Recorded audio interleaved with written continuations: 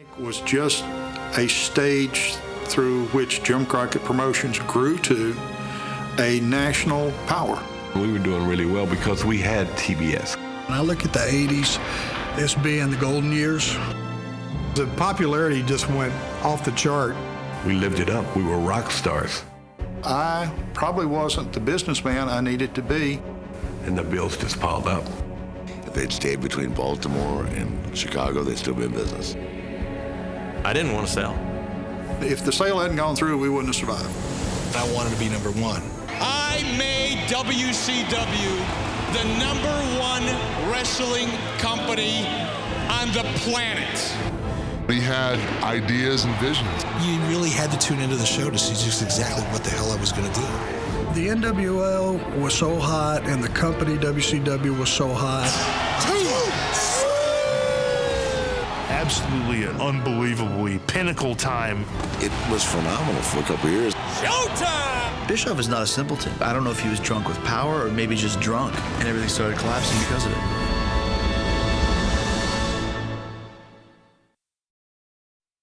Charlotte, North Carolina had an athletic commission, and the local promoter had to be a resident. My dad, who was single at the time, they wanted him to go to Charlotte, and this was sort of the early NWA, just a group of promoters that shared talent.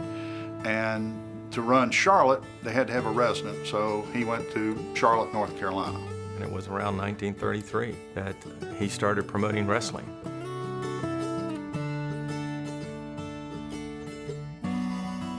Jim Crockett Promotions was started as a regional promotion in the Mid-Atlantic area, Carolinas, Virginia, etc.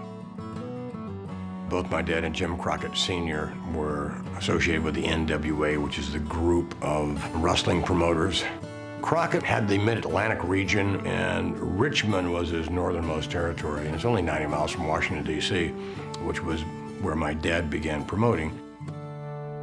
Mr. Crockett, Jim Crockett Sr., affectionately called Big Jim, ran all kinds of events. Did a lot of boxing exhibitions. Roller derby, sportsman shows. Did a lot of Globetrotter events. Country and Western, circus. Dick Clark Caravan of Stars type shows. Anything that he thought would draw, all entertainment, you name it. At that time, my father ran the business out of his shirt pocket. He could tell you dates and figures and talent and matches. He had his little red book. All in all, from what I understand about Jim Crockett Sr. was he was a good promoter and a pretty good guy. My dad died April 1st, 73. And when he passed away, we had to reconnect with the business community, the entertainment community, and make our own footprint. So David and I sat down one night over at his house. It was fine for me for David to run the company, and I would actually just run the wrestling, because that was my love. So Jim Crockett picked up the reins, and they did very, very well. Somebody has to be viewed as the boss. The buck's got to stop somewhere. And if you're going to start telling the different entertainers that, you know, hey, this is what you need to do or don't do, well, you got to be the boss. Over a period of a couple of years, that's how it just morphed into that, okay, now I'm the president. He went out and he was a very good politician. It just took a while for the other promoters to sort of fall in line. I think a lot of that also had to do with we became successful. My father started promoting wrestling 48 years ago. His dream was to bring the best wrestlers in the world to the Carolinas and give the people the matchups they wanted to see. I really didn't know much about Jim Crockett Jr. and about the promotion other than it was a thriving promotion. Jimmy became president. He had other bookers come in, George Scott, John Valentine was one of those new wrestlers that came in. A lot of the old promoters did not understand what cable was going to do to the business. You know, when I first started coming to Atlanta to do championship wrestling on television, the matches were held every Friday night at the City Auditorium. Well, of course, with the advent of the satellite and the Omni, wrestling has risen to dizzying heights, no question about it. Channel 17 and Ted Turner, what he did for the cable industry, he's the father. You know, I've been all over the country and I've been missing 17, because Dusty Rhodes is the scene on 17. Ted Turner, his motto was, I was cable before cable was cool. Whatever Ted wanted to do, he did. He didn't take no for an answer.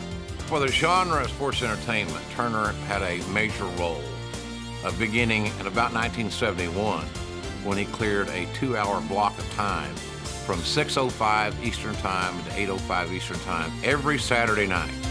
You can walk around now in the country in Florida or in the South or anywhere, and they know the time. At 6:05, that show was on. Every week, they knew it. And I owe it to the people on Christmas night to bring that title back where I got it, from Harley Race. Ric Flair will come for you on Christmas night. As a kid growing up, Rome, Georgia, that 6 to 8 time slot on TBS was prime time. Everybody watched that show. Turner built his entire television empire around the ratings that they got from Georgia Championship Wrestling. They would put TV shows on before and after that they wanted to build and use that because people would tune in a little early, or they would then watch when the show was over until those shows had good ratings. He'd spur them off on their own, and he created TBS through Georgia Championship Wrestling.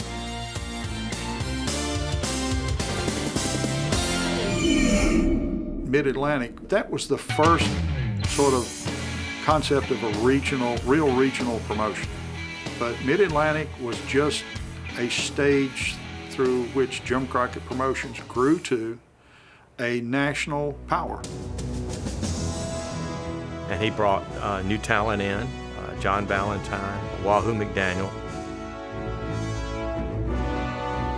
Gene and Ole Andersons were with us before that, and then this young wrestler who first came in as Ramblin' Rickus Rhodes, which is Ric Flair.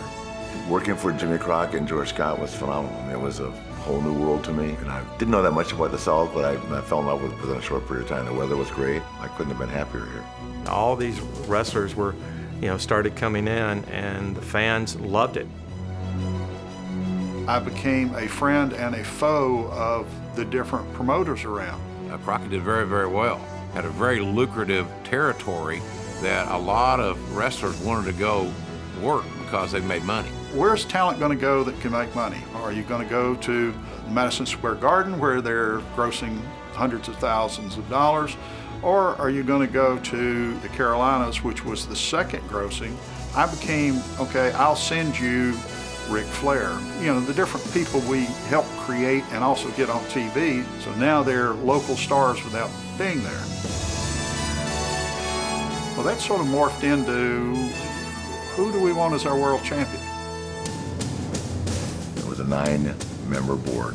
I mean, you had to have a majority vote to become the champion. We're talking about Mid-Atlantic Championship Wrestling.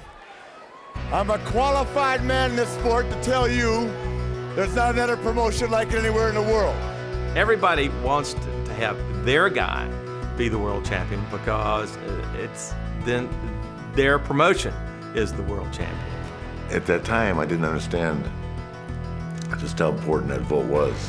I was a big card in the Carolinas, but I was just local. Cable was in its infancy, but still, you were on cable, you were getting a lot more exposure than you were just local TV. We started, Rick gradually sending him out to wrestle in different areas, getting the other promoters to know him.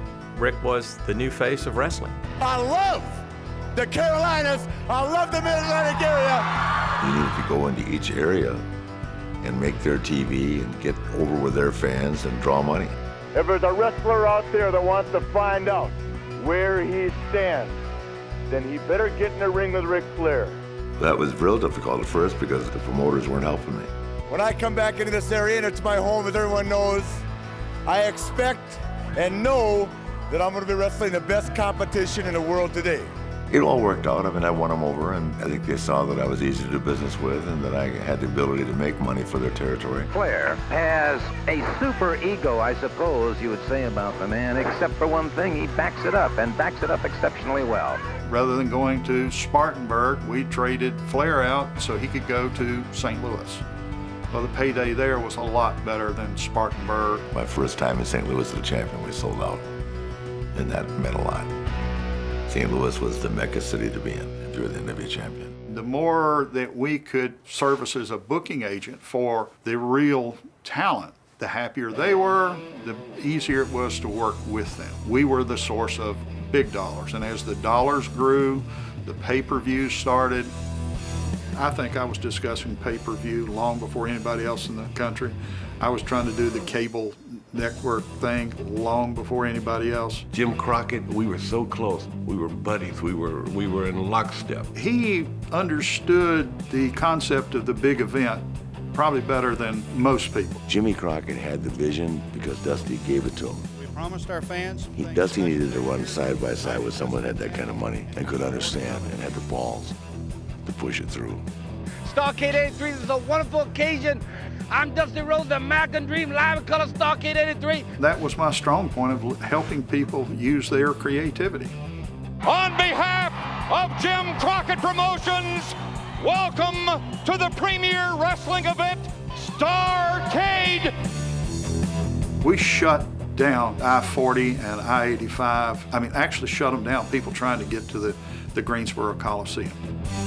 The image of that form of entertainment, I think that's when it really changed from, oh, it's that, to, oh. The first Starrcade just changed a lot of people's attitudes. Everybody was not happy about that. The smaller regional promoters, it was probably the death bell for them. The fact that, you know, the big production, all the talent wanted to go where there were the showcase events. And that only left two choices then. I think most people viewed it as a tremendous success. We gave young talent opportunities. The industry kept morphing into something else. And all of a sudden, Greensboro, North Carolina is the wrestling capital of the South. The talent that comes in and out of here is the who is who in wrestling. And now you got Gibson and Morton, the Rock and Roll Express. You got the Koloffs, Magnum TA, the U.S. heavyweight champion. Dusty Rhodes is now the new world television champion. We've only just begun.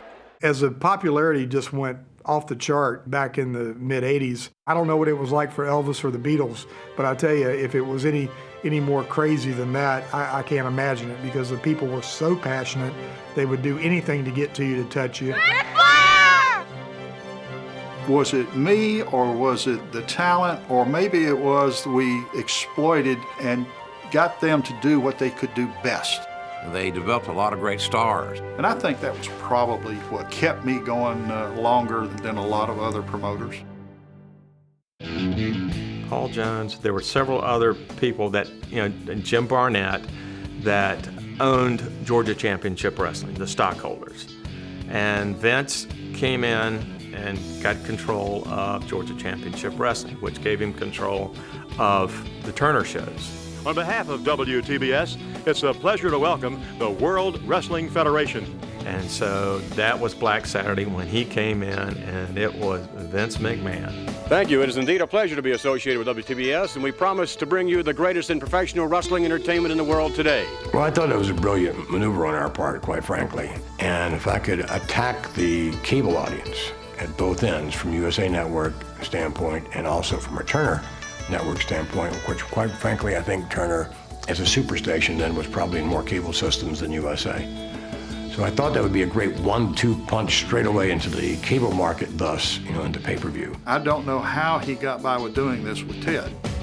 Vince, he calls Ted Turner and says, Ted, I'll give you $500,000 a year and provide you a sports entertainment TV show. So Ted calls Jimmy and says, Jimmy, you're off the air. And I bought Georgia Championship Wrestling right out from under, those who were supplying the performers, which was, in this case, the NWA, Jim Crockett Promotions. I didn't like it because he was on the station. I knew what it meant. If he's on syndicated shows, that's one thing, but on Superstation, that's another. At that time, Turner Broadcasting was America's station. Everybody knew TBS. I figured that was the end of us, because TBS gave you credibility on top of everything else. And everybody just was, phew, man, that's the end of an era. Smart business on his part. It made everybody stand up and take notice. Good to have you here, and I think you're going to find an audience here that's very warm to the talent you have and to the great matches. When they aired the product that they did, the fans went nuts. Fans got a sample today, and they're in for a treat. You got great action coming in the major cities of this country, and right here in Atlanta, part of it now with great action every single week on TV. He tried to change the TBS franchise, and it didn't work. And here on World Championship Wrestling this week, the Polish power Ivan Putski. I don't know what political strings were pulled, but in a very short period of time, Ted wanted out of our contract, which was a handshake. And I had a falling out with Ted. And so let's find some sort of amicable way in which we can get out of this. And we did. Crockett Jr. calls Vince and says, I want my TV station back. What's it going to cost me? We ended up paying Vince $1 million for the contract to run the TV at TBS. So I didn't suffer any. I probably made a few bucks, along the way. At that time, too, Vince was he wanted to do WrestleMania. That was around the first time at WrestleMania. So basically, we bought it and paid for WrestleMania.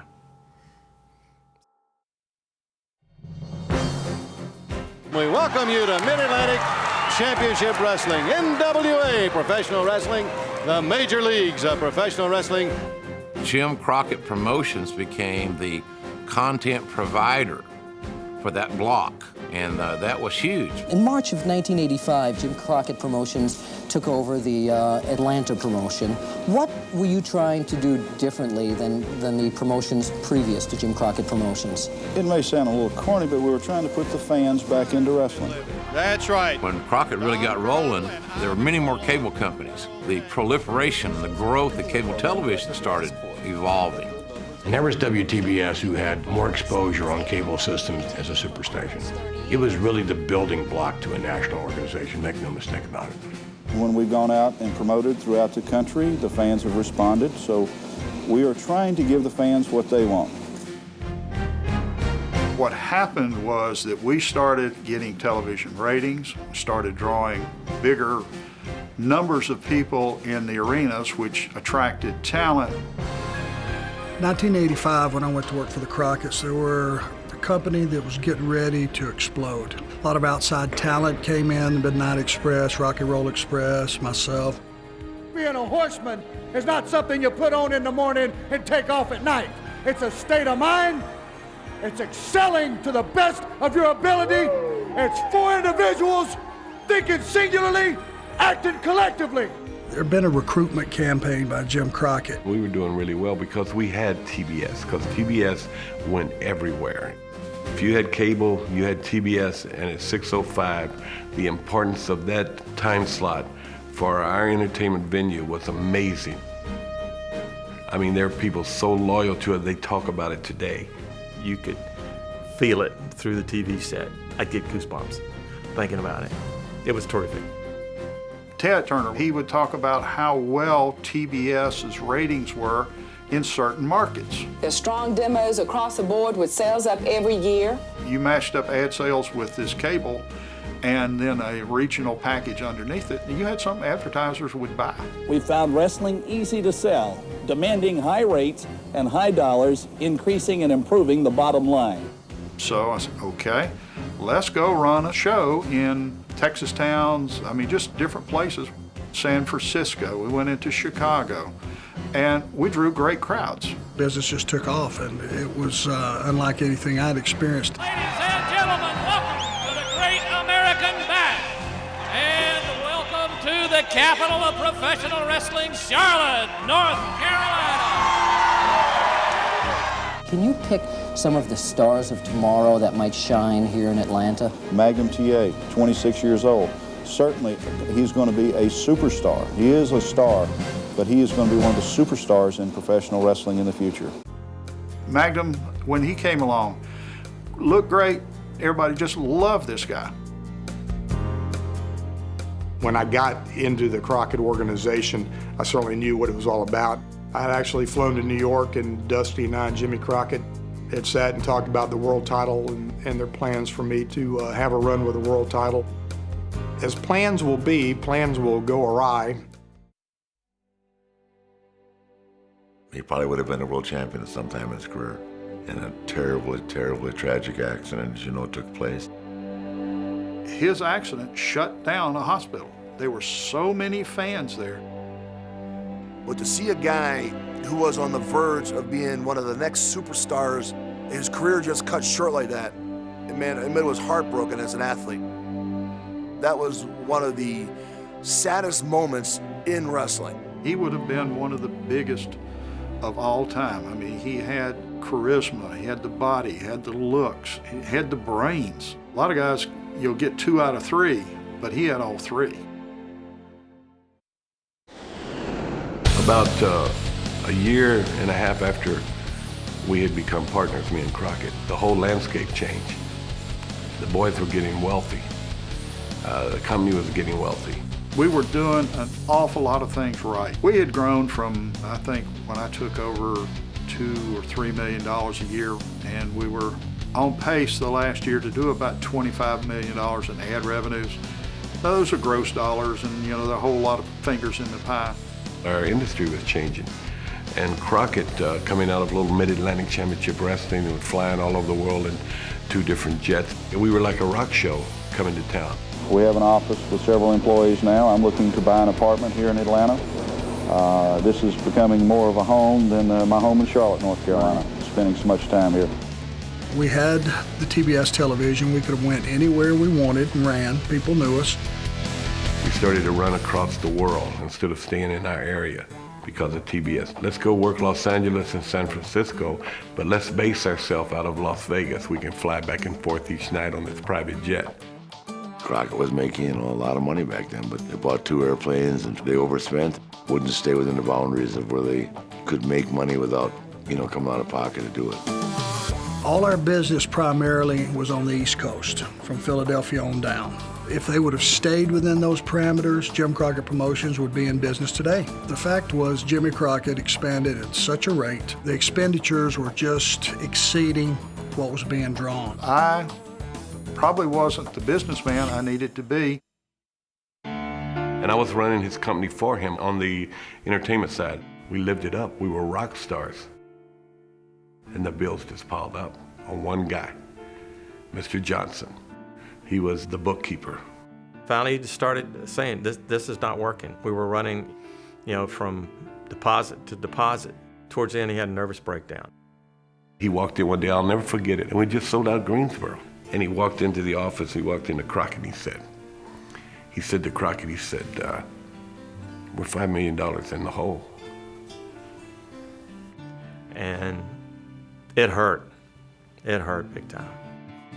Jimmy Crockett put Jim Crockett Promotions out of business. He started playing in the big leagues, had some ideas, but if he'd have stuck with the same thing his father did, he'd still be a multi-millionaire today.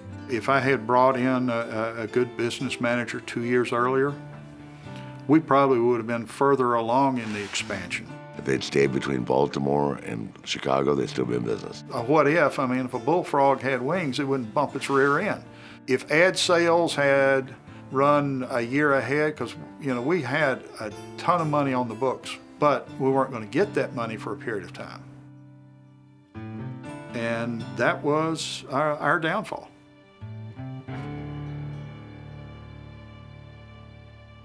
He didn't want to lose everything for his family, I'm sure. It was a family decision to do that.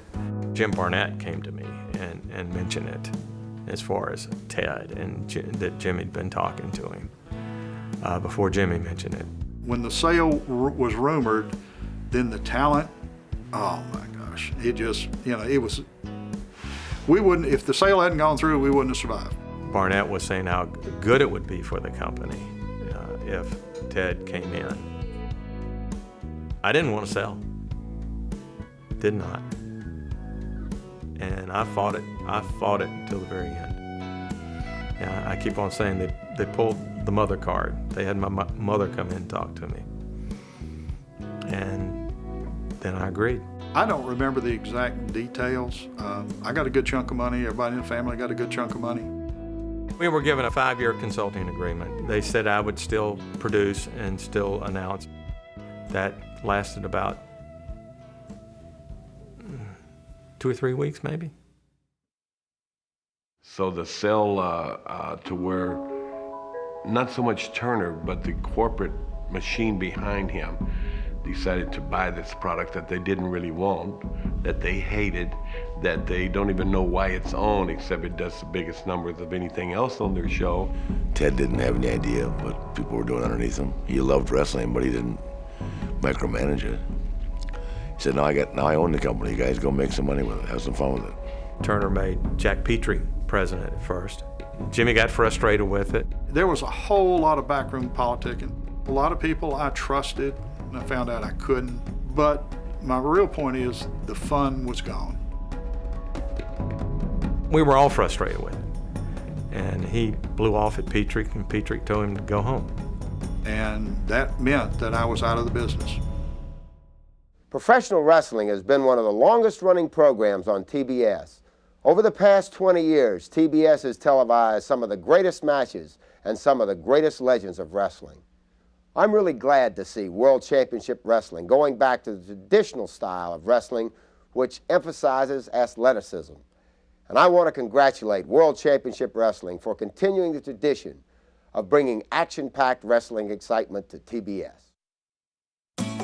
When Crockett Promotions was bought out by WCW, now that's when the sports entertainment industry got a new wrinkle. Now you went from a Carolina promotion, now you went to a global promotion. That's what it felt like to us. I was there in the beginning when WCW took it over from Crockett. You know, we all said, wow, they got a lot of money backing them. Well, I thought it was a great opportunity for everybody. I mean, the money got a little better after Turner bought it. It was a big opportunity for a lot of people. They got contracts, and a lot of things were better with Turner. It really helped it a lot. I just knew that somebody with the Midas touch of a Ted Turner and with the cash flow could do nothing but hopefully right WCW. I always thought that the WCW product in the late 80s was a better in-ring product than WWE's. Another great illustration of the young talent base that the NWA possesses right now. I think that, along with the tremendously competitive athletic content of these matches, is really what separates the NWA from all other federations. I mean, they had the Road Warriors, they had Dusty, they had Flair, they had Sting, they had the Steiners, they had Ron Simmons, they had Butch Reed. It was a fun time being a player. It really was being an entertainer because you had that stage and you had the option. I actually was second to none in the performance department. You know, just take the four horsemen with Barry and Iron, myself, Tully. We are the best there is! We are the Horsemen! Woo! Rock and Roll Express, Midnight Express was unbelievable. The roster was deep and it was strong and it was very talented. When you get that conglomeration of talent and you let them roll, it's hard to beat that. That was their strength. The quality of the matches and the rivalries were really good.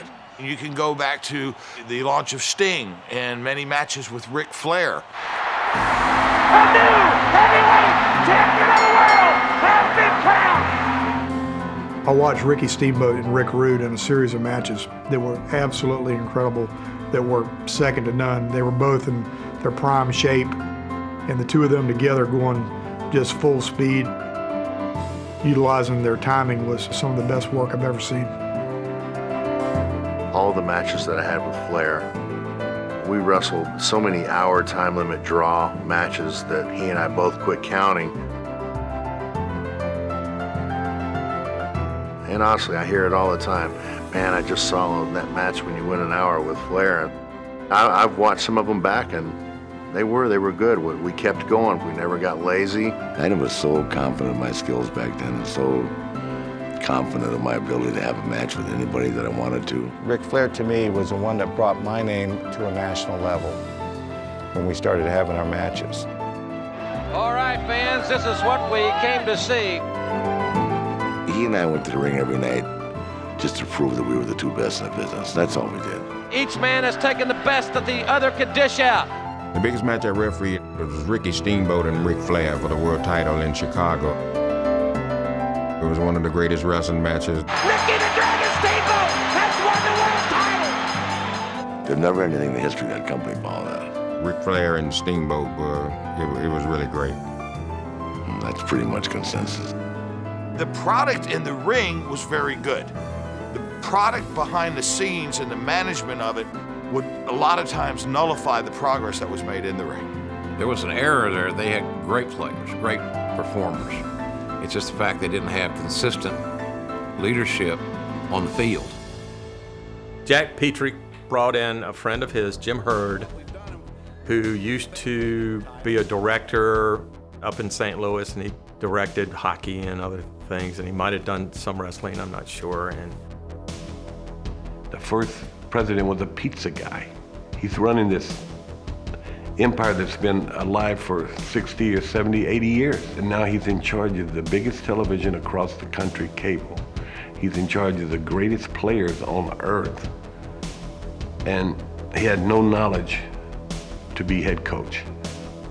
He came in like Napoleon, started telling guys what to do, and then trying to change people's personas overnight. He came up with ideas of ding-dongs. Wild outfits they got on. Sure is. I guess we'll call that one ding and the other one dong, for lack of a better one. I don't know. Jim Hurd had me watch it, and I had to write a critique of the product. And I don't like saying, well, I would have done it differently. But I thought the product stunk. And I told him, I said, it's not going to work. You can't do what you're doing.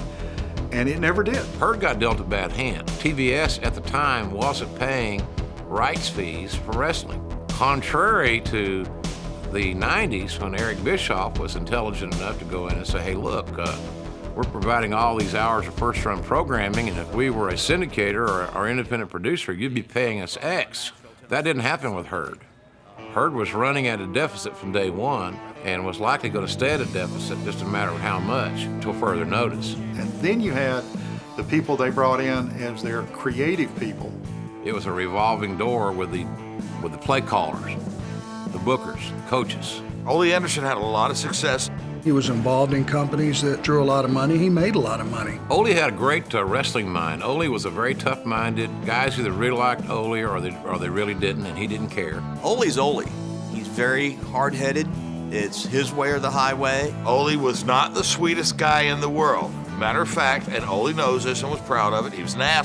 Ole Anderson was the worst booker in the history of America.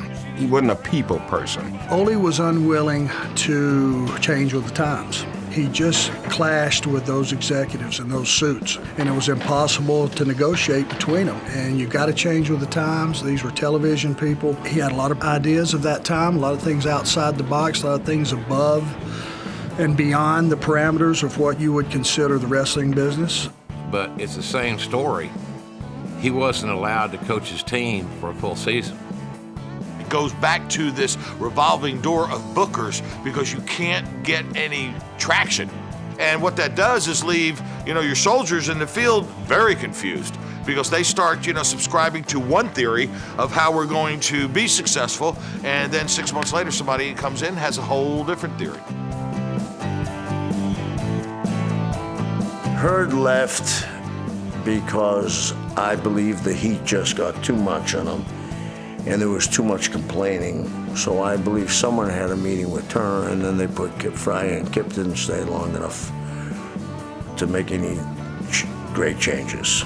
Jim Barnett, telephone, Ted Turner, come in, come back and run our industry the way you want to, which is kind of what I wanted to do. Dusty Rhodes, very, very creative. I'd go on the verge of saying genius in this industry. Dusty's gotten one of the top 2 or 3 smartest guys in the history of this business. It's just getting the authority behind you. It wasn't Dusty's creativity, it was having the authority behind you. New contracts were made, and then the line to the office, a steady line of players now, because now they got agents. They got guys that wanted in our business, guys that made people wealthy, like Barry Bloom made some guys in our industry that did absolutely a zero wealthy. The competitors were getting guaranteed contracts, huge for that day and time, and it was a good feeling knowing that you were going to make at least this much money. Not only did they pay them, but they paid them such huge salaries that most of them with our new agents and a clause that they had final say in what they did. I think that him knowing that he was surrounded in shark-infested waters made him depend on himself too much. But the industry suffered. That was it. That was poof. That was done. There were mixed signals sometimes thrown back at Dusty. The issue was there was no commitment with upper management at Turner to market the product. They tried to have lawyers run it, they tried to have accountants run it, they tried to have a building manager run it, they tried to have a cameraman run it, they tried to have everybody run it. But they didn't want a wrestler to run it because they didn't think they were smart enough. They thought in a different perspective, and it hamstrung any other bookers that would come in that were from a wrestling background. I fought as long as I could until I just said, you know, there's nothing you can do. Nothing. They didn't really want it, and they didn't care how much money it was making. When they say they lost money, it's a crock. It was just poorly run. And it's not, I'm not bitter. Obviously, you can tell I'm still in our industry. All they wanted to do is put a product on the air that would generate dollars, and that's where it began and ended, period. In one day and out the next. From there on, I seen the whole change come and happen, which I knew was coming. At this time, as this revolving door kept going on, I remember, I mean, like it was yesterday, emphatically, that Jimmy Jam and I were dying and hoping that Bill Watts would come in. Bill was such a successful booker in his day when he owned his own territory in Mid-South Wrestling and the UWF. What was the matter then that you didn't have a captain and there was no rudder to the ship? And it just seemed like you had these corporate people who, for better or worse, may have been trying the hardest they could to make the ship run straight and to be successful. But I don't see how, you know, especially in hindsight or even then in the day, how you could have expected these people without the qualifications, without the experience, and once again, without the passion. It's not just a job, it's a way of life. And these people would think they would have good ideas, and then even if the booker had good ideas, he had to try to sell them to a group of people that didn't know whether they were good or bad ideas. So we wanted somebody that would right the wrongs and come in, and we thought that that was Bill Watts. The only shot that a wrestling person ever had to run the company was Bill Watts. He was an intimidating son of a. When they hired him, they found that it was Fright Night. When they seen him walk in, buddy, whoa, man, we can't control him with this stupid stuff that we want him to do. The asylum was being run by the inmates, but at this point in time, the inmates got scared, and the people that owned the asylum, they were petrified, because he was going to do what he wanted to, because he knew it worked. And I can't forget how happy and elated we were when Bill got hired. However, were we wrong? I think when Bill came in, he wanted to send a message to the talent that we're going back to basics. WCW and TBS is going to set the standard for pro wrestling like it always has. We're going to go a different direction than any other promotion. We're not going to be like a macabre cartoon come to life. I think Bill had lost touch in the athlete of that time. We're going to get back to where the wrestlers are kicking tail and taking names in the ring. But we are going to enforce some rules. I think you got to have rules, and then you keep it inside the squared circle. I did things for effect. I took away the mats around the ring. The main thing is there's no more padding on the floor around the WCW ring. If these guys get slammed on the floor, it's not going to be padding, it's going to be on concrete, because we got the men, because WCW is the real deal. Oh my gosh, you're cruel. Hell, all of us had worked all our lives with no mats. What we did is said, we're the tough guys. Vince is a bunch of wussies. They got to have little mats to fall on. So there was a lot of upheaval, a lot of unrest in the locker room at that time because Watts came in and laid the hammer down with the discipline and his rules. And he would find guys, like in his era, in his day. You can't do that there. I said, Bill, you can't find this. You can't find this guy. And yeah, I was trying to bust contracts. We had no control over the guys. They could get paid whether they showed up or not.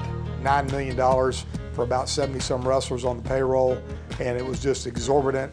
And these guys were, making huge salaries no matter how they produced, how they drew, no matter what. It was a guarantee. So I started instilling discipline, and it created a lot of headaches and a lot of animus because they'd had it their own way.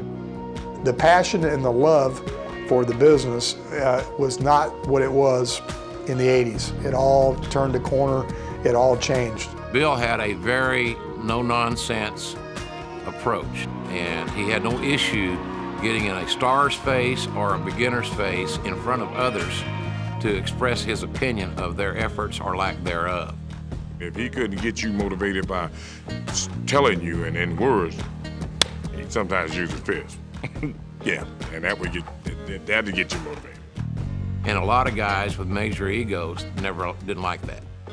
And while he was throwing his weight around, which I'm sure he thought was for the good of the industry, what he was doing was making the product so boring for, once again, the fans. That's all that matters. It's what they want.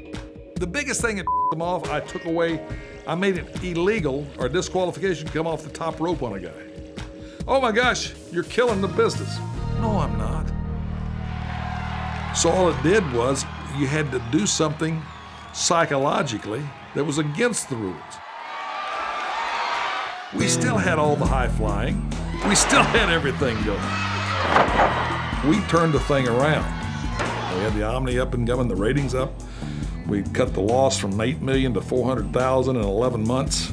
But you just fight all the time, all the crap in the back and everything else. So I just got tired of it. I said, I don't mind the wrestling business, but if I got to spend most of my time defending myself to this corporation, the hell with it. And Bill, imploded and told these white shirts and the red tie guys where they could stick it in no uncertain terms. And then after him, the statement came out, there will never be another person ever that's been involved in sports entertainment that will have anything to do with this business. Some of those people in the other divisions didn't want us. So we had to find that person that could channel Ted's money and Ted's wishes the right way. And that's when it came down to Bill Shaw.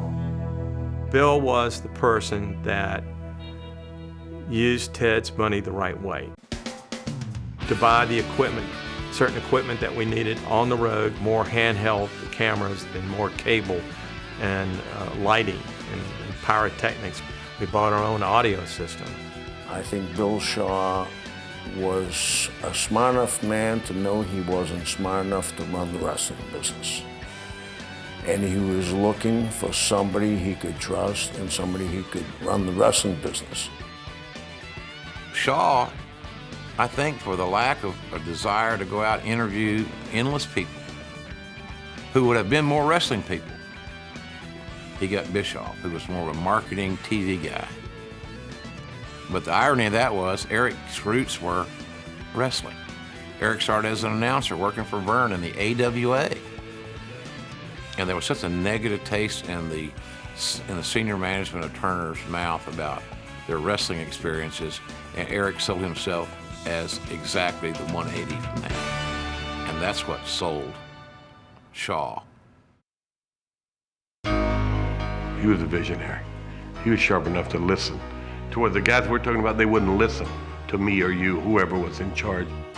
When Bischoff got his job, he walks in the office the first day, he sits down, man, he's on cloud nine. He calls me, hey Mike, come here. So I get up out of my office, I walk in, he said, if you were running this company, what would you do?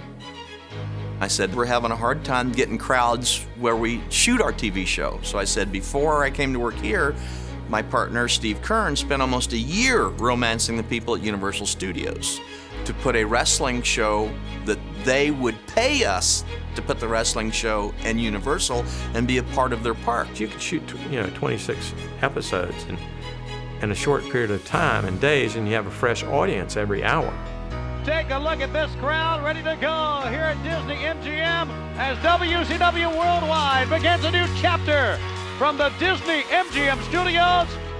At that time, we were doing 3 or 4 clashes a year on TBS and 2 or 3 pay-per-views a year. Here on TBS Live from St. Pete, this, ladies and gentlemen, is the Clash of the Champions.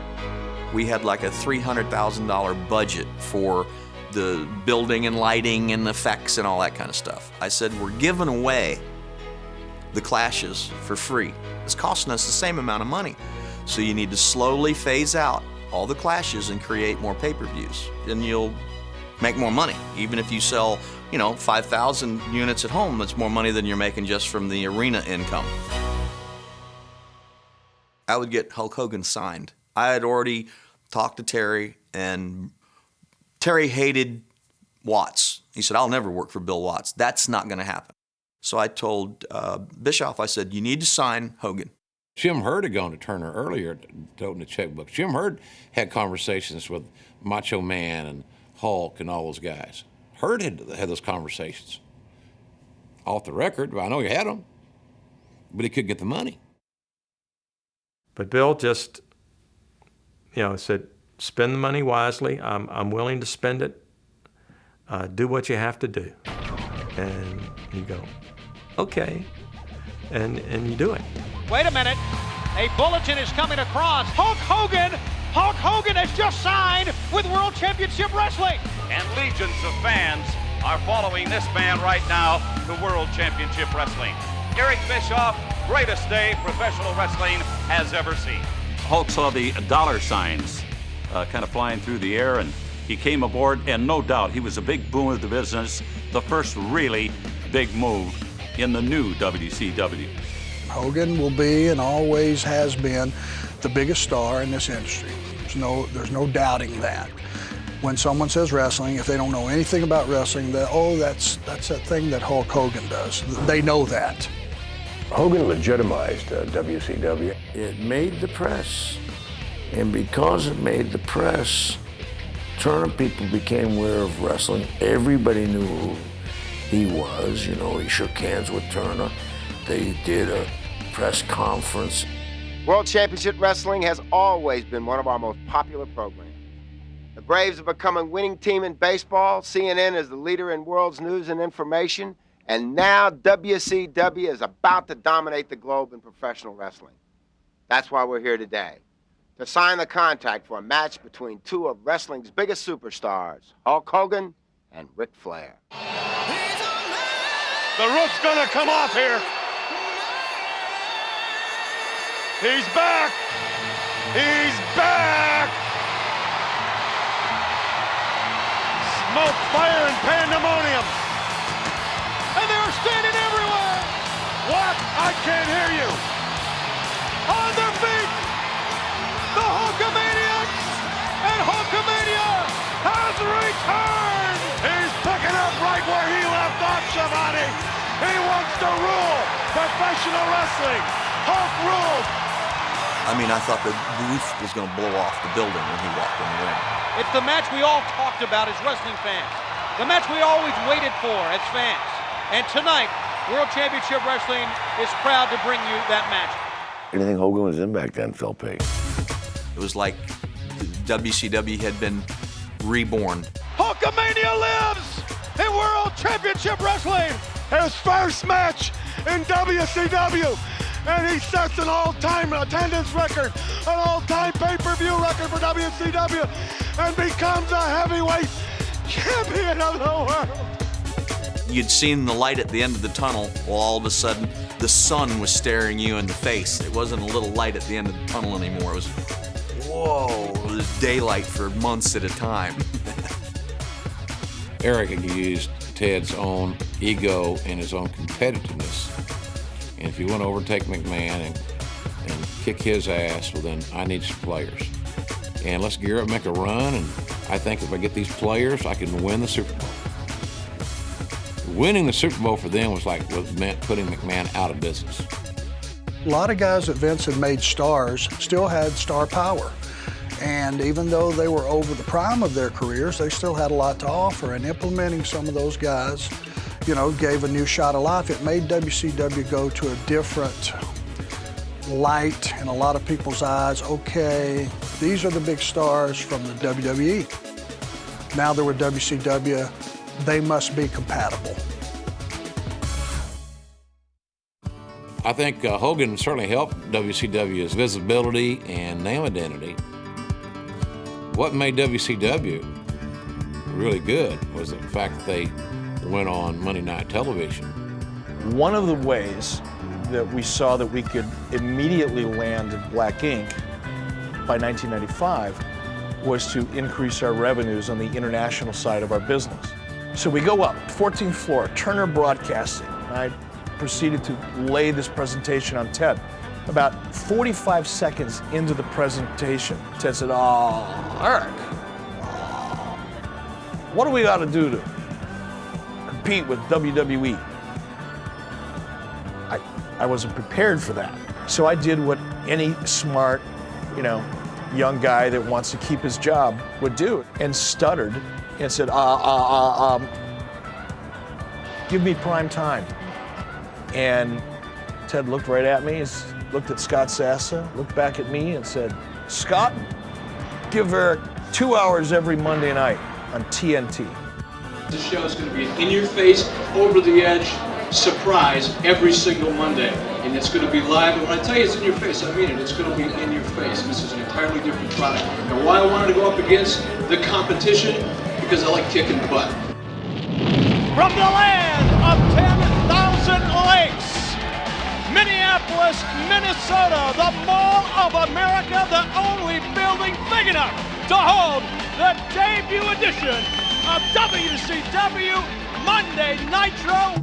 When I saw their first show, I was like, oof, boy, this is real competition. I don't think we enjoyed that much success until it became a competition between the networks. Oh, what in the hell is he doing here? Get the camera off of him. Right, look.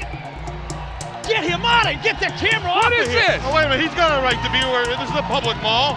As we were getting closer and closer to the debut of Nitro, Lex came to me and he said, "Look, my contract is up," and a light bulb went off in my head. And I said, "Wow, if we can keep this quiet and literally have you walk out onto Nitro, that move right there will set the tone." It became a surprise deal on Monday night.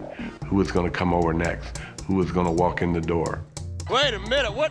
And that's what I think of the Women's Championship belt. I was really concerned that they were really going to be a competitor. And the other aspect of it is going head-to-head with us. Was by definition, you were going to divide the audience. My network at the time tended to skew a little older anyway, so I thought, go after a demo that WWE isn't going after. Monday nights became wrestling night. So I thought, okay, here's what I'll do. I'll make a list of every way possible I can be different than the WWE. Their tape, I'll be live. Which gave me a great idea one day. I thought, okay, people don't know what's going to happen on my show, but we can tell them what's going to happen on the competition. We are live. We are not like the World Whining Federation, which is a tape canned show. Happened a couple of weeks ago. Let me save you some time and put your remote control down. The RuPaul impersonator, Goldust, defeats Savio Vega, regains the Intercontinental title. Yawn. Mankind defeats Aldo Montoya, bigger yawn, and Vader defeats Fatu. Oh boy. There was a number of things that they did that were against the rules at the time. There was always an unwritten code in our industry, and they were breaking it on a weekly basis. Eric had an edge, a different way of looking at things. He looked outside the box. I literally did everything that I could do to be different. Their characters are very animated, very cartoonish. I'm going to make mine very real. I'm going to have my guys using their real names. Their storylines are very animated and cartoonish. My storylines are going to be reality-based. Steve Dawn was trying to get an offensive going. Wait a minute. But what the hell is going on here? What are you talking about? Look here.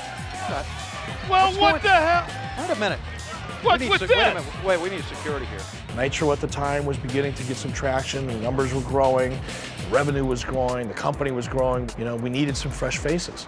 So when I found out that Scott was available, I talked to Scott. You know who I am.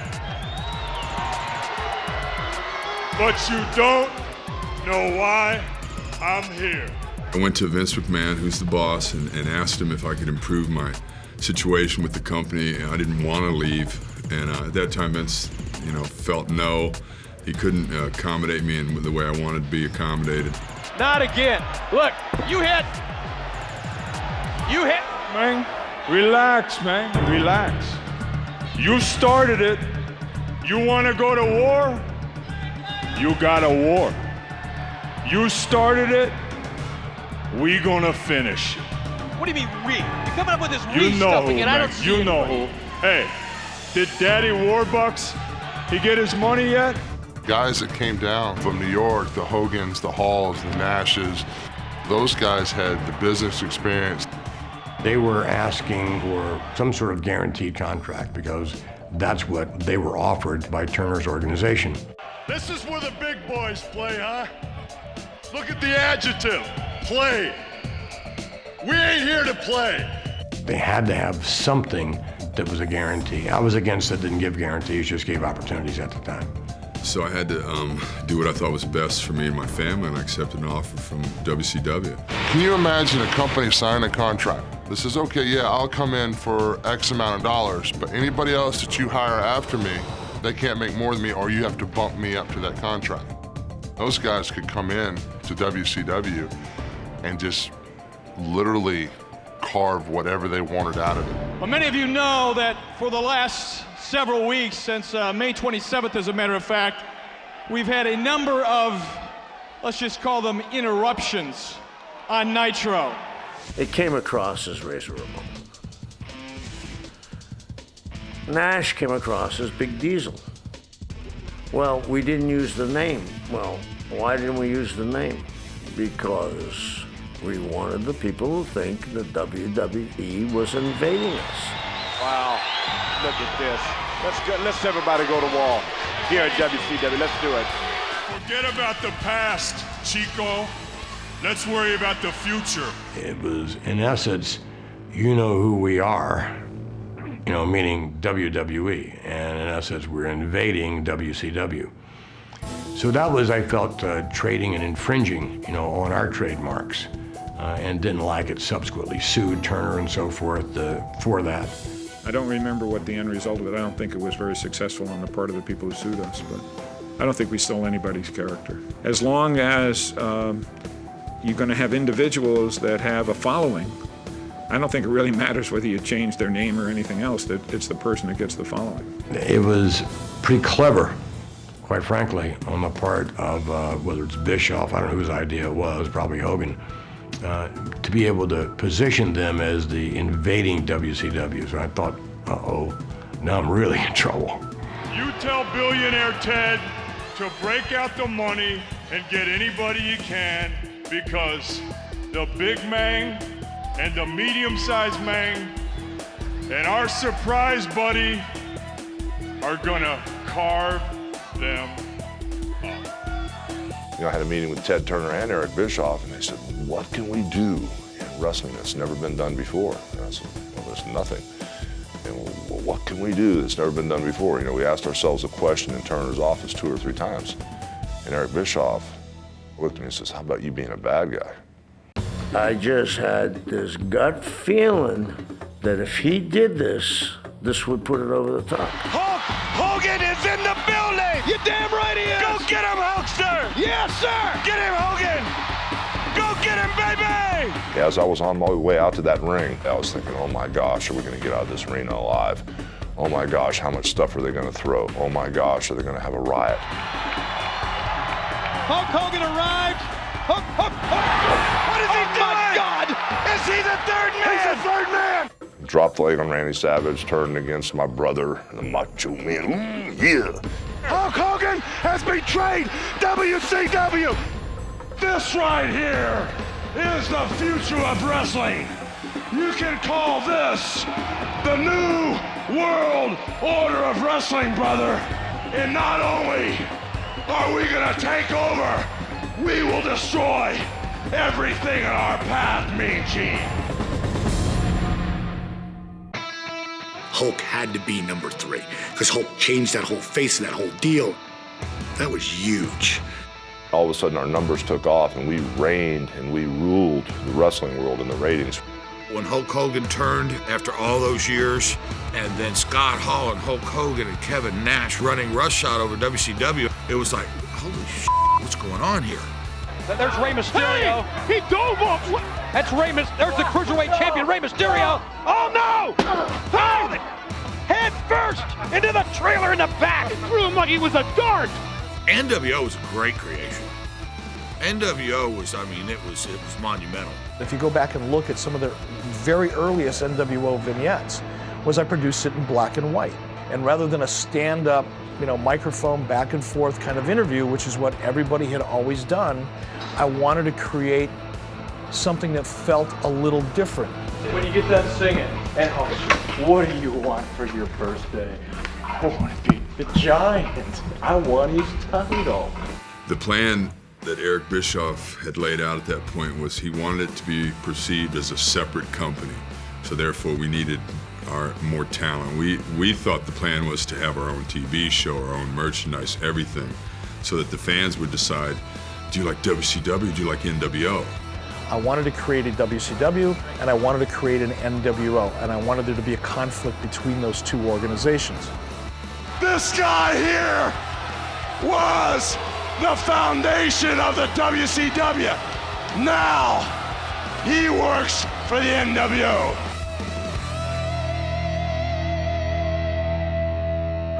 When the storyline had evolved and it was suggested that I become part of the NWO, there was some concern that overexposing myself and getting too involved at that level in the storyline would be a problem for me, both as the executive running the company and as an announcer. We are going to build a dynasty. You're either with us or you're against us.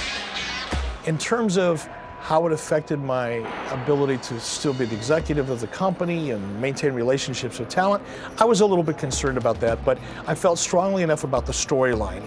The whole NWO platform was to basically create anarchy.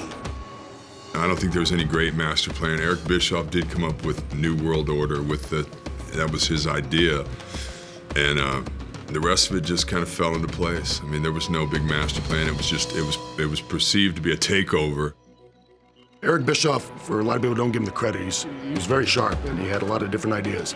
And one idea that he brought was the NWO, which was basically a concept put out by New Japan Pro Wrestling.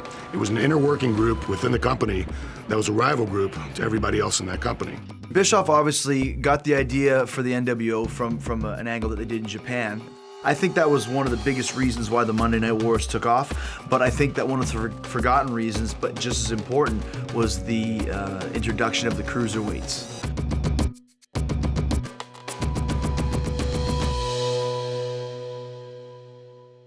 We brought a lot of excitement to television. They were usually the beginning matches of pay-per-views, but to me, and I thought that was really the glue that kept everything together during that time period.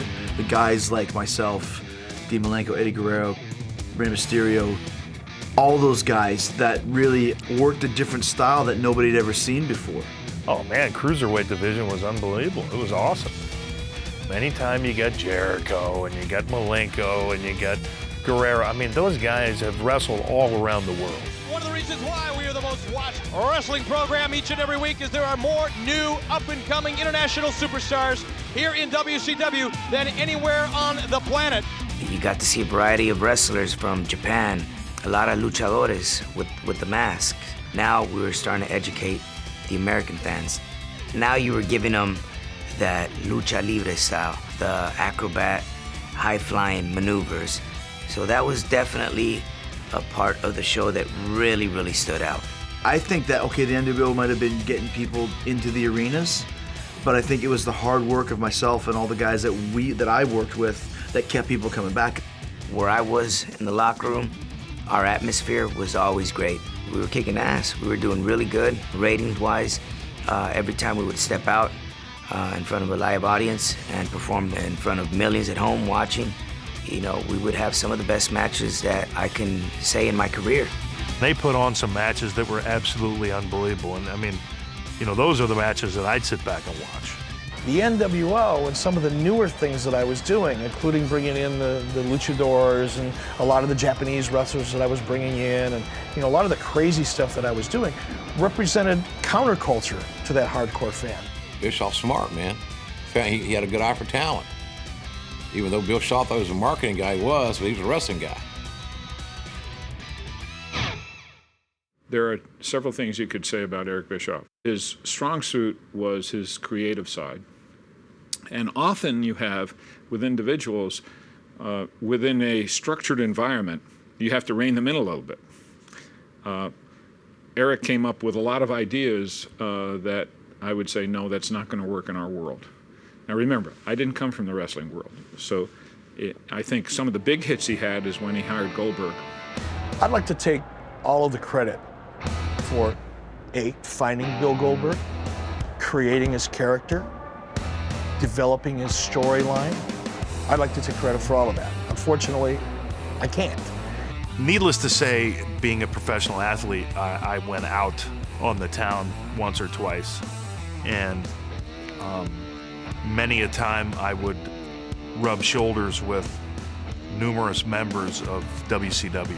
I met Bill at a local nightclub, hit it off with him pretty well. Bill's a great guy. If I remember it correctly, I was gonna sign at the WWE, but I put a phone call into Bischoff. He called me at the 11th hour. And first contract, it was a developmental kind of deal. The power plant was a really revolutionary idea. They had great quality trainers. I walk in the power plant, put my boots on, I found out how hard it was. Northern Suits, back this business. This is the place. Let's get it cranked up now. Let's go, baby. There were certain people that were instrumental in the development of Goldberg as a professional wrestler. And without Sarge, I wouldn't have made it. Although the vision for the future Bill Goldberg character wasn't clear in anybody's mind at that time, we knew we had something. We didn't know what, but we knew that there was just an innate, natural charisma there. I handpicked the first guy for him, which was Bill DeMont, because I knew Bill would get him over the right way. I remember how nervous I was, and I remember what a good guy Hugh was. It's tough to be in a situation where, you're Hugh Morris, a guy that's been in the business for a while, and here comes this nobody guy, and he's gonna beat you. Got him up, muscles him over. Combination slam, 1, 2, 3. He got him. Whoa! Bill Goldberg, out of obscurity, comes to Nitro and pulls a major upset. Hugh made me look great that night.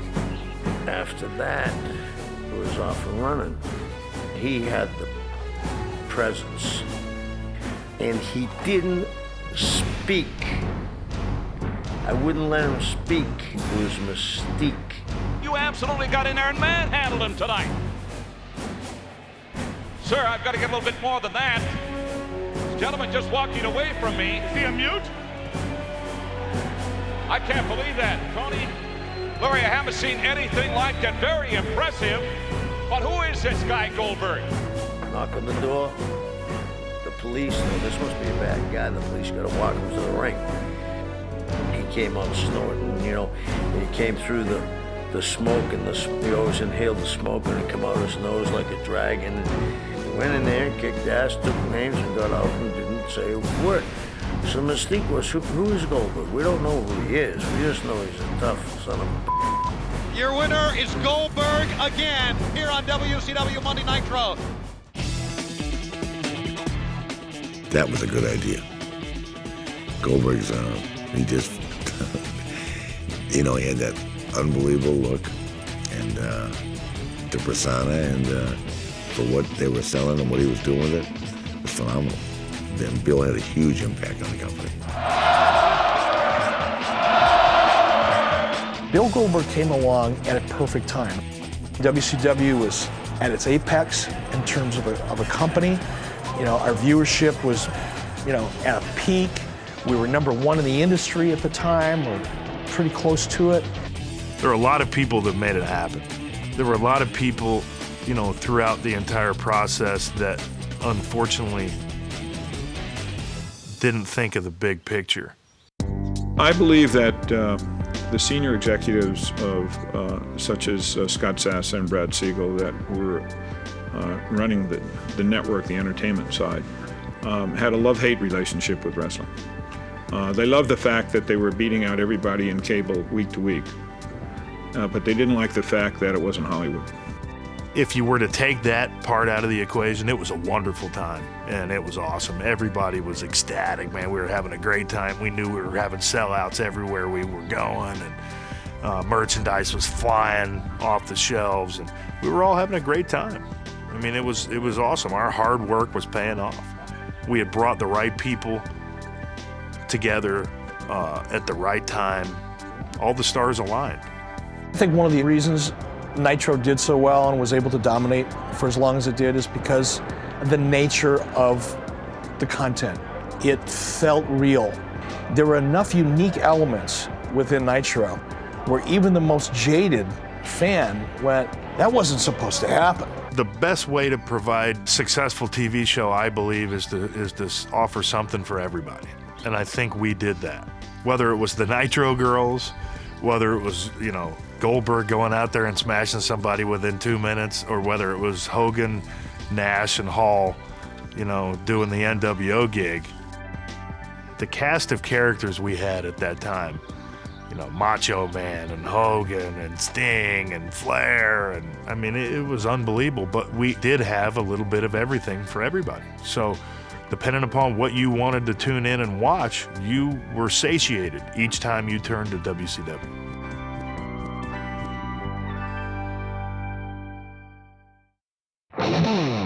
We did very, very well, as most people know. Our ratings were extremely good. We knew that if it was going to work, in fact, I think I sat right up here and said, look, the reason we want to do this is we believe in competition, and competition creates controversy, and controversy creates cash. Nitro is the #1 regular program on cable every week. Not only is Nitro #1, 2, and 3 in almost every week, our new show that was just launched in January called Thunder is number 6 and 7. We've got 5 of the top 7 hours on cable television. To say that that's exciting is an understatement. Our pay-per-views were doing well. Tonight is our night! Sting is the world heavyweight champion! What a night! What a memorable Starrcade! With the buy rate the way it was and the ratings, somebody needs to pull him down from the sky. That it was, and rightfully so. I mean, he deserved the credit. The move was total arrogance when they started dominating WWE. It was like the golden goose was on the loose, laying golden eggs everywhere, and this golden goose would never end. All Bischoff wanted to do was shut down Vince. They should just said, my God, we're making money. We have this opportunity. Let's just see what we can do over there with ourselves instead of worrying about this guy. We had a strategy, we had a vision, and we molded this company to realize that vision. And without question today, this company has the biggest stars, the biggest names, the most exciting programming on cable television, and numbers don't lie.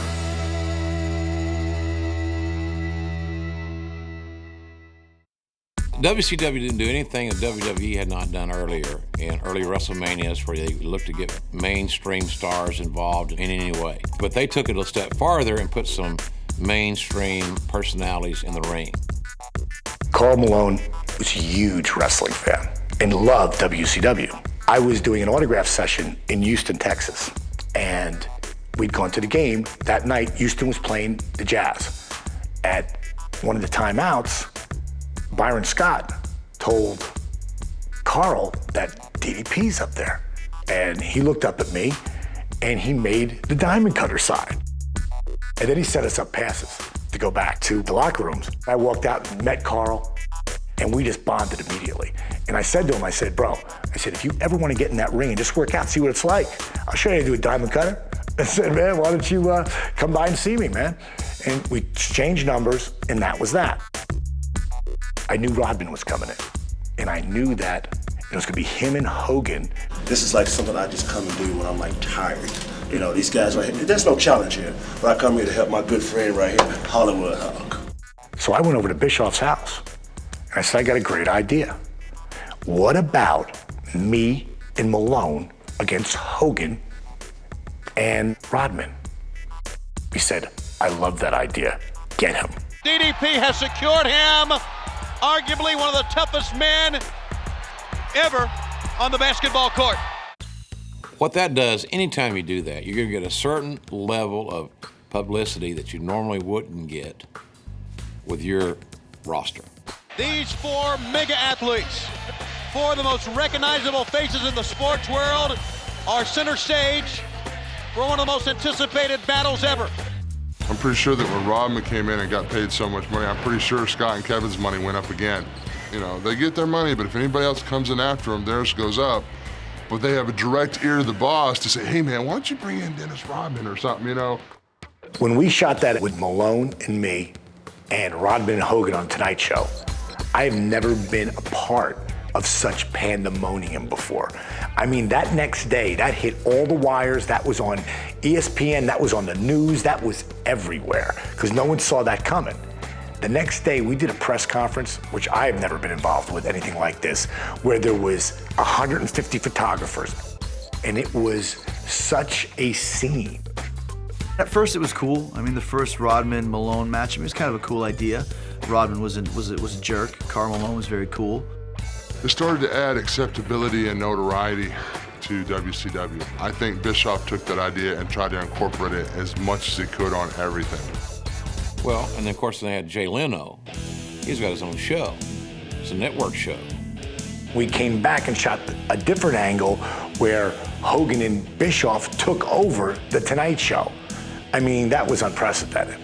And then I came in and ran him off, had him taken away in the handcuffs and the whole deal, and I made Jay my partner. And through that, we ended up getting that match together for Sturgis, which was an incredible media event. I thought the Sturgis wrestling marriage was absolutely brilliant. And what a wonderful atmosphere, you know, to put on a program to where people are going to want to be there. I think it did a lot for the company. Well, it's time to end the war of words, the posturing, the mind games, and let's get it on in a physical battle. Here's Jay. Jay Leno wins it. The king of late night talk. Here's Jay Leno beating up Hulk Hogan. And I remember seeing the first move was Hogan gets put in an armbar by Jay Leno, and they sat there for about a minute, and I was like, why? What are they doing? Meanwhile, all the photographers were taking pictures. Of course, next day, USA Today front cover, here's Hogan in an armbar with Jay Leno. I understand the factor of trying to get a new audience out there, trying to get some eyes looking at a product that normally wouldn't see it by bringing in stars like, you know, like a Karl Malone and a Jay Leno and people of that stature. But at the same time, I think it took away opportunity for a lot of guys like myself, or guys in that spot there that kind of just stayed stagnant.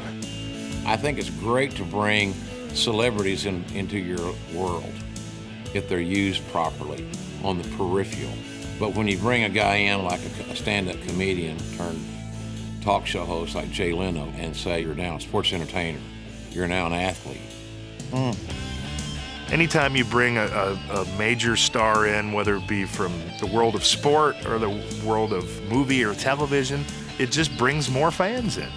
It means that you've arrived.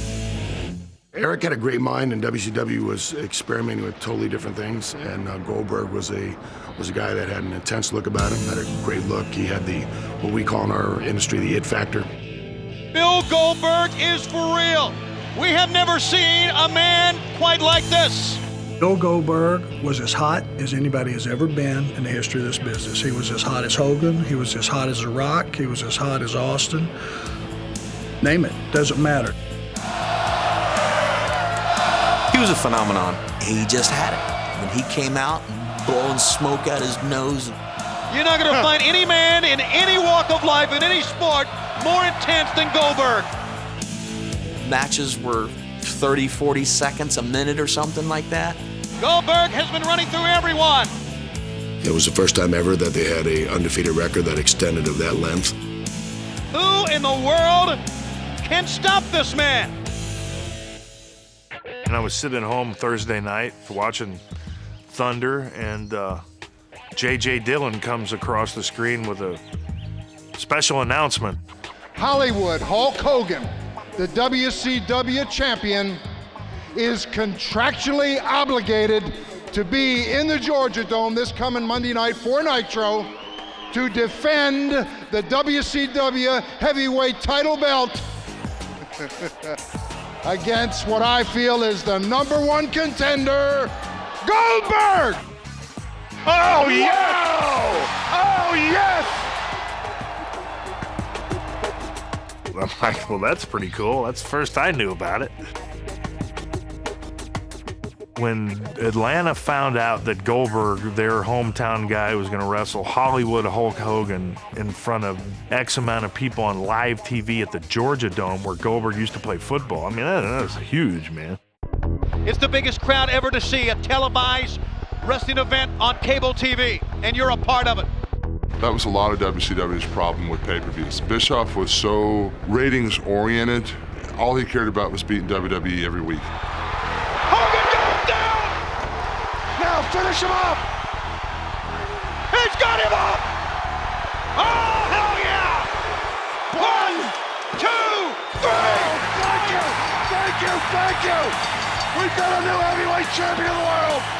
The first undefeated man in the history of this sport to ever win the world championship. I mean, it was huge. This was a regular show on Monday, and it had been advertised 3 days before.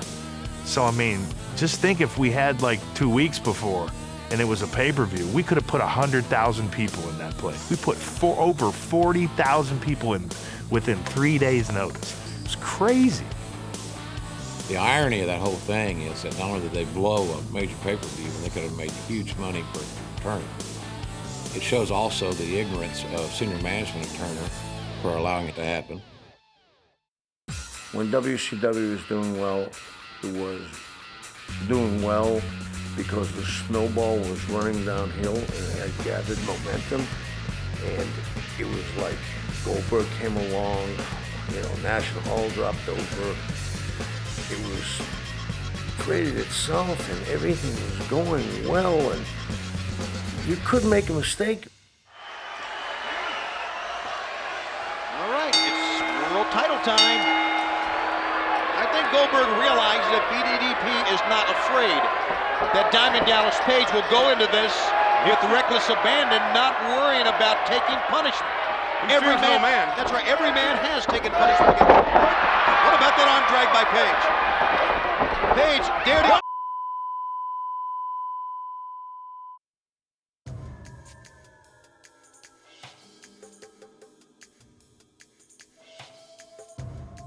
You can go over 5 minutes or go over 7 minutes. If you have a deal with the company, they just felt there would be no repercussions. They really did. None.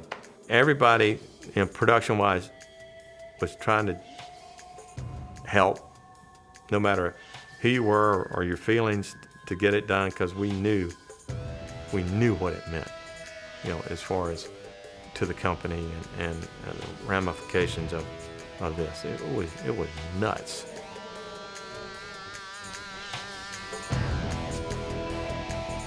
I think that's when they started to really analyze, what are we doing here? We're letting this thing run amok, run by itself. Nobody's watching us. So I think that's when it really started to go down. There was no showstoppers except Goldberg, and Kevin Nash was running the company. I think Nash was in over his head. I don't think he really understood what it was like to be a booker. I think it was one of those things where he just kind of went, yeah, I should be the booker. Yeah, maybe I can convince Eric to be the booker. Eric, I want to be the booker. I want to be the booker. Okay, you're the booker. Now what am I going to do? You got guys that are big stars like that. If they see an opportunity to take control of anything, they will. If Goldberg thinks for a minute he's running the show, he's not. Whether you like it or not, I'm next! Kevin Nash is very smart. He's very cunning, and he didn't want to see anybody get any more powerful or more famous or more anything than he was. So when he saw the monster Goldberg coming, then he started setting his sights on how he was going to cool his jets. I'm sure that if you talk about the Goldberg build and culminating with this match at Starrcade with Kevin Nash, you'll get a lot of differing opinions. Wait a minute. Jackknife powerbomb. Could this be it? 1, 2, 3. The streak is over. And we have a new world champion. I think it's a stupid move to have one of the inmates help run the asylum. Was it the time for the streak to end? Who knows? That's not my decision.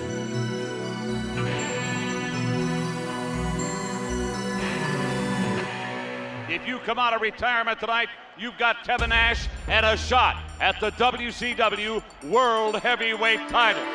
The last thing we expected was for Hogan to wrestle here tonight against Kevin Nash, but why not?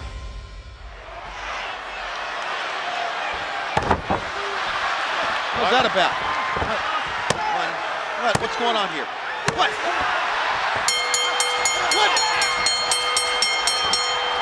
What just happened here? It is unbelievable. The new World Heavyweight Champion, Hollywood Hulk Hogan. You know, that was Hogan and that was Nash playing their own little games against the wrestling world. But once Goldberg's jets were cooled, it was done. There was no standout. Everybody was just the same. And once everybody's just the same, might as well all stay home.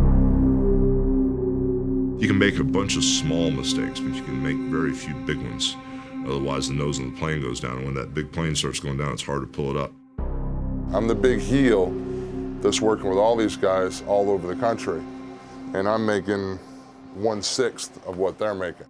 I asked for a raise, and I remember his quote to me was, I wasn't over enough to deserve one.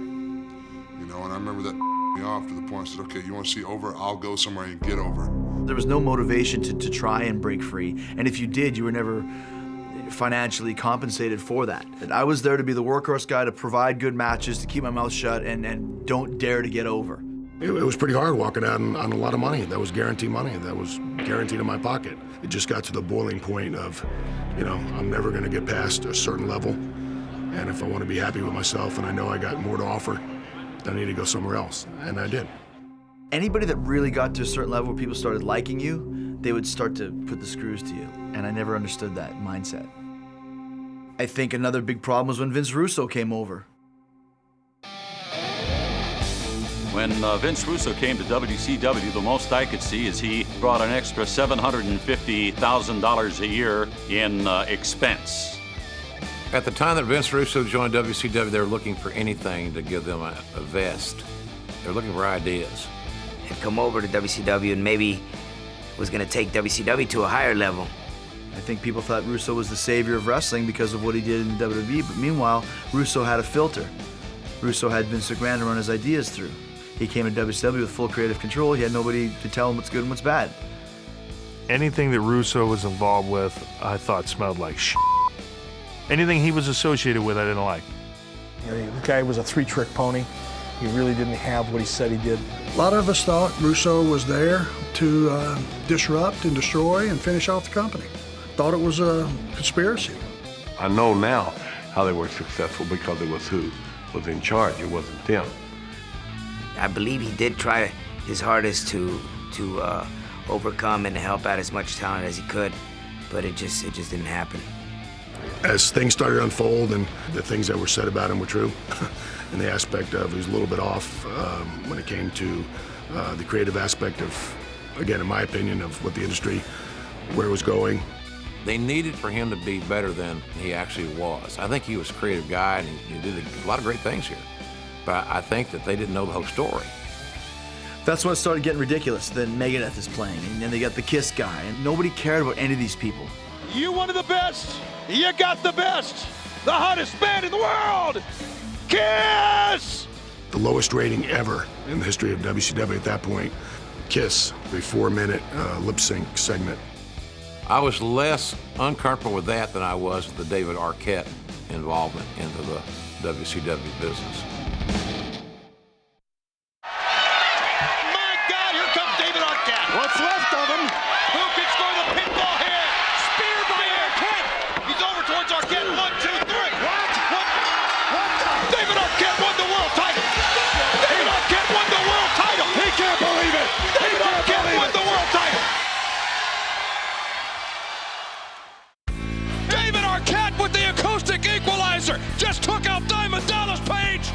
He's a very talented actor and a funny guy, but, you know, come on.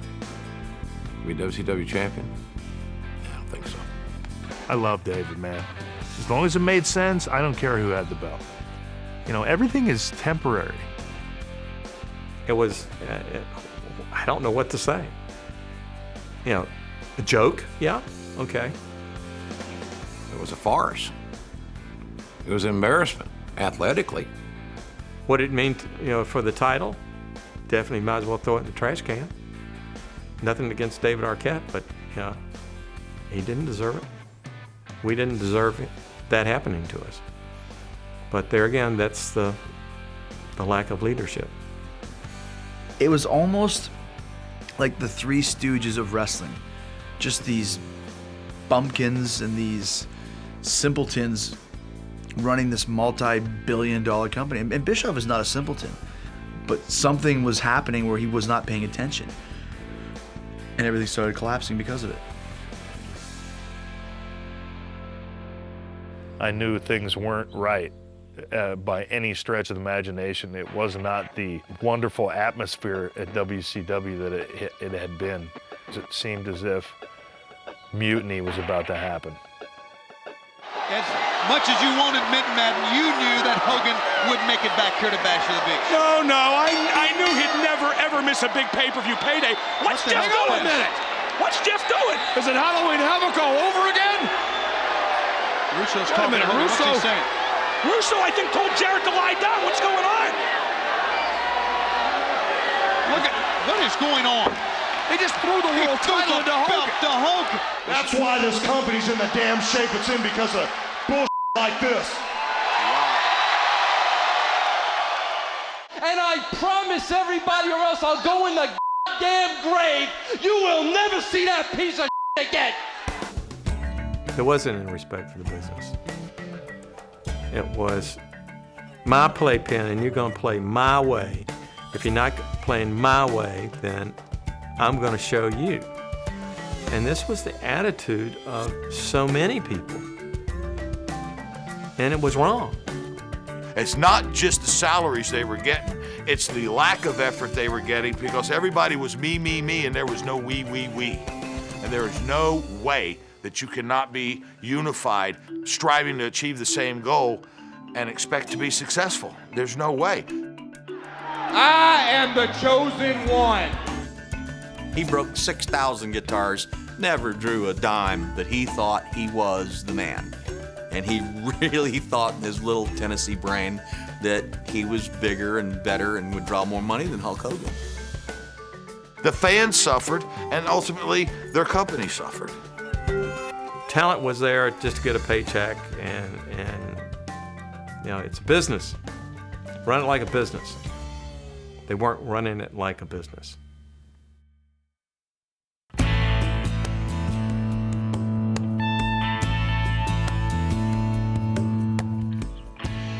The overall demise of WCW was a result of several factors.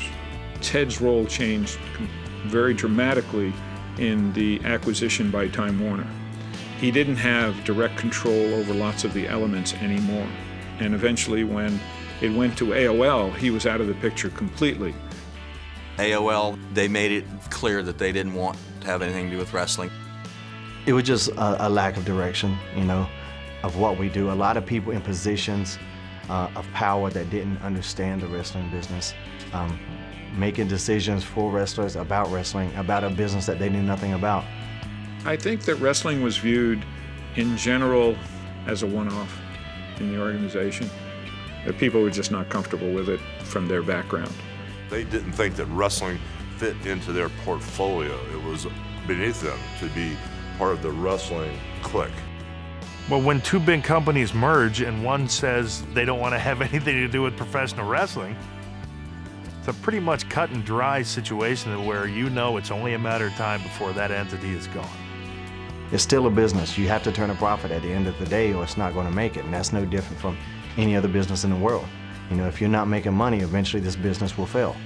Well, it really started to fail in the end because everybody started looking at dollars and cents more closely. The reason why it failed was just, you know, Too much money going out and not enough coming in. They weren't going to fund a losing entity for the hell of it. That's when they were trying to sell us, and that's when WWE was contacted.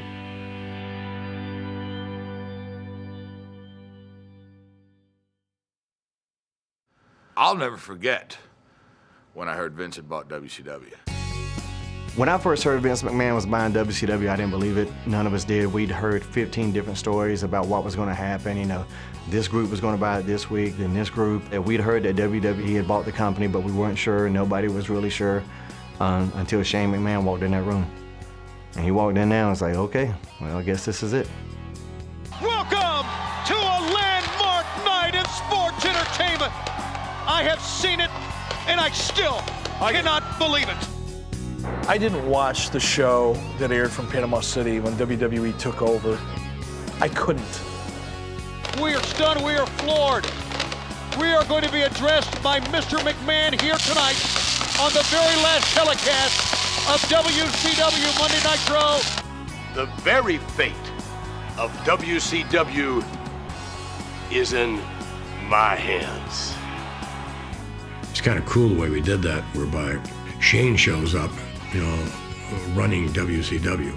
And all of a sudden, we were able to go back and forth, which I thought the audience did not know was going to happen. I thought it was a pretty cool night.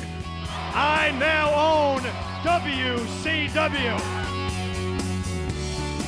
That last Nitro in Panama, there was a lot of fear for a lot of guys.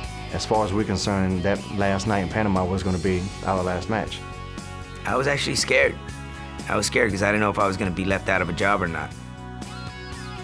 What must be going through the mind of Ric Flair? That place needed to be shut down a year before it was. It was terrible. I was embarrassed to even be part of the show.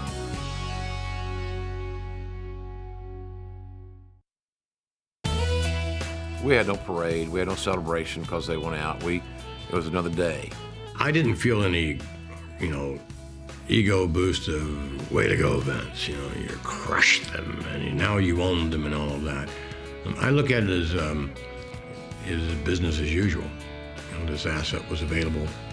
We got what I thought was to be a great deal.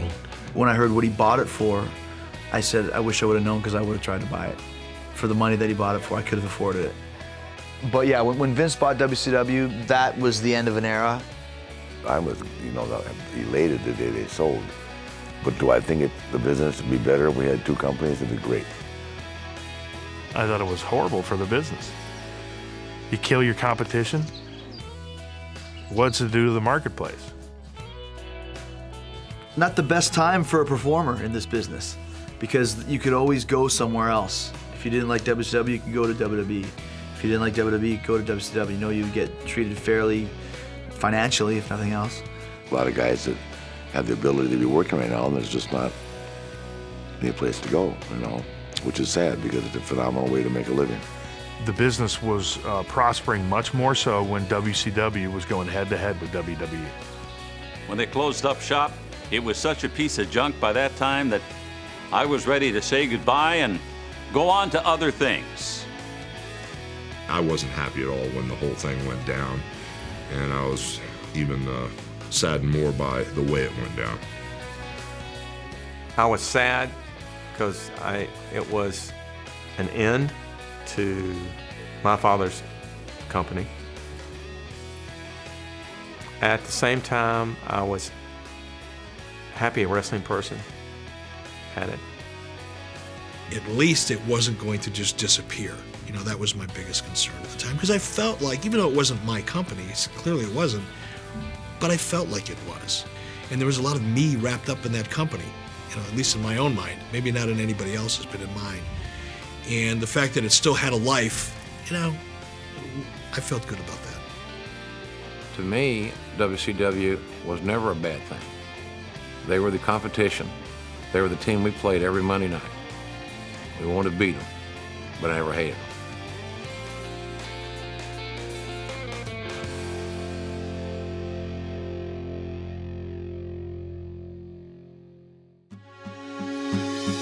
WCW was so cool early in the 70s and 80s and 605 in the small buildings. We had so much fun. I sit back here in Ted Turner's private office, and I watch what we have come to know as the greatest wrestling program ever put together by anybody, anywhere in this whole world. Turner Broadcasting vehicle had taken us to a different stratosphere where people were buzzing about us all over the country. Being in the front of that many people in a frenzy, there's nothing else in life that would compare with that. I made some lifelong friends when I was with WCW and WA.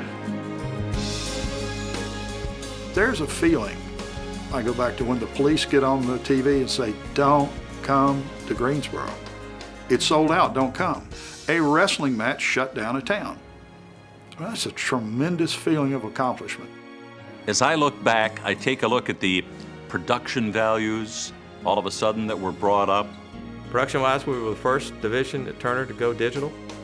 Nitro each and every Monday, the only wrestling program WA that every week is live. We were very innovative. Because we were live, we were changing certain things as it was on live just to make it better. What an electric atmosphere. They created a great competition on Monday night that made Monday a destination for television viewers everywhere. They took the big arena and the fancy TV and the fireworks and all that kind of stuff, and then they took the old storylines of good versus evil, big versus small, and they put the whole thing together. And it made it unbelievable. We are #1, uncontested. We are WCW. Everything came together. This thing just took off. Nitro helped revolutionize sports entertainment. Monday Nitro, the program that set the standard, is off and running. It took a life on its own. People were noticing. The amount of kids that we put smiles on their faces. There was something there on the show for everybody. We still have the greatest wrestling in the world to bring you, for you, the greatest fans in the world. And they really jumped on the bandwagon. I just want to tell each and every one of you here tonight how happy I am to be here with you. We knew that we could do things that nobody ever thought we would do, could do, or should do, and it would probably work, and it did. It was really fun. The audience would have never enjoyed as much great product as they have had it not been for Monday Night Nitro. They were successful. WCW is on top of the mountain. Gosh, for a lot of guys that made a lot of money, launched their careers, took them to a new level. I'm getting paid to do something that I absolutely love, and it was pretty amazing. I cut my teeth in WCW, and I'm very thankful I got the chance to go there. They gave me my break. I ran with it. I had met a lot of great people. We were at sold-out arenas, night in, night out.